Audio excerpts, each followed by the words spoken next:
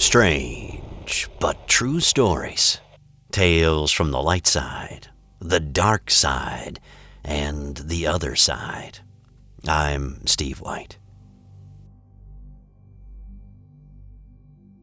You know, the human mind can be rational one moment and irrational the next.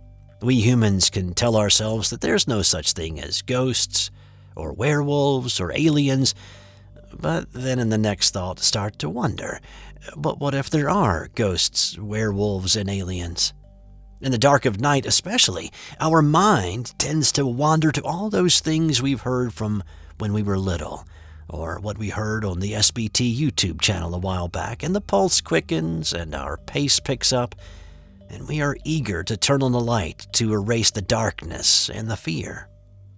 Our story today was sent to us by a viewer and subscriber of SBT, and he swears he came as close to the traditional representation of death as he ever wants to be. The incidents I chronicle in the following account are true and happened in 2009 in the northeastern United States. I went to visit my daughter and her family one evening. They lived in a rural area that was quite dark at night due to the lack of ambient lighting. I exited my car and began to walk across the yard toward their house. The darkness was such that I couldn't see anything before me. However, I was familiar with the property, and as I was walking, I came to an abrupt stop, raising my arms in front of me. Not by my conscious choosing, but my body sensed something before me. Was it instinct? I don't know, thinking it may be a yard toy I kicked outward, but nothing was there. I immediately heard a light rustling, distant, but approaching my position pretty quickly. That initial sensing of my path being blocked grew stronger. I then saw across the opposite end of the darkened yard a figure moving swiftly toward me. This figure was moving so rapidly that it appeared as a blur approaching and departing. It was only when it passed me, and it was for a split second aligned with me on my left side, that I got a close glimpse. But for that nanosecond, it was headed straight at me and only veered to my left at the last possible moment. As best as I can remember, this is what it looked like. I estimated its height at 8 feet. This is based on comparing my height of 6 feet 3 inches. However, the figure glided and was leaning forward at an almost 45-degree angle. It didn't contact the ground, and it wore a classic monk-type robe. It was brown, and it had maybe, a few black smudges that I could see. The material was worn and tattered, and the hood drastically draped down over the facial area, obscuring any facial features that there might have been. In passing, it never looked at me. Its body posture and head remained straight ahead, but again, in a leaning forward, slanted position, 45 degrees. Its movement in passing me created an audible swishing.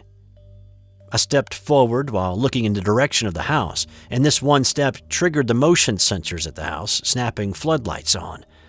But I kept watching what just had passed me until it disappeared into the darkness. The total time after passing me, then losing sight of it, I estimated to be about 3 or 4 seconds. When I entered the house, I attempted to tell my daughter what just had happened, and she held her finger up to her lips and in a low voice said, "Don't say anything around Steve. He's already nervous about us living so close to the old barn." Now, here's a note. Steve grew up believing the barn was haunted. Still trying to get a grip, I said, "Okay, what I just saw probably was just my imagination, right?" I gave her what I had gone out to get for her and said I had to scoot for a couple of more errands. We hugged and I walked out the door, and this time I walked across a very well-lit yard to my car. I got in, and instead of going in the direction of what had passed me, I went the opposite way. After a few minutes, I saw the lights of the sheets store. I whipped in, found a parking spot, and stared off thinking about what I just experienced. I had seen what I just described to you. What I saw was what all of the pictures and the literature throughout my life had depicted. The Grim Reaper. So why was I still alive? Why did it turned from me at the last second. This was Saturday evening. On Sunday morning, I woke up at exactly 5:30 a.m., which was a bit unusual for me.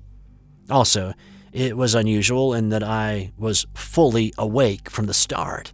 No momentary grogginess. Bright-eyed, I moved to the edge of the bed and watched the early sun streaming in through the half-closed slats of the blinds. The room was silent. Before I could stand, a long, single musical note from a trumpet came directly from the right corner of the room. It started low, but it rose in volume, and it lasted 5 to 7 seconds. Then the room was again dead silent. I didn't have to look outside to determine a source. The trumpet sound was generated within this room. The acoustics of the sound made that determination unmistakable.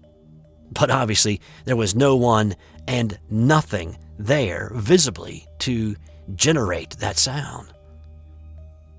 I went through Sunday encountering several people who I almost told about the trumpet note and the sighting of the entity I had seen the night before, but I thought better of it and kept it to myself, feeling that before blurting things out of that nature to those around me, I wanted to figure it out first.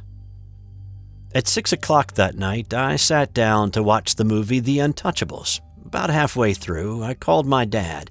He lived in the home that I grew up in, which is about 45 minutes away. I knew he liked The Untouchables, and so I wanted to check in with him.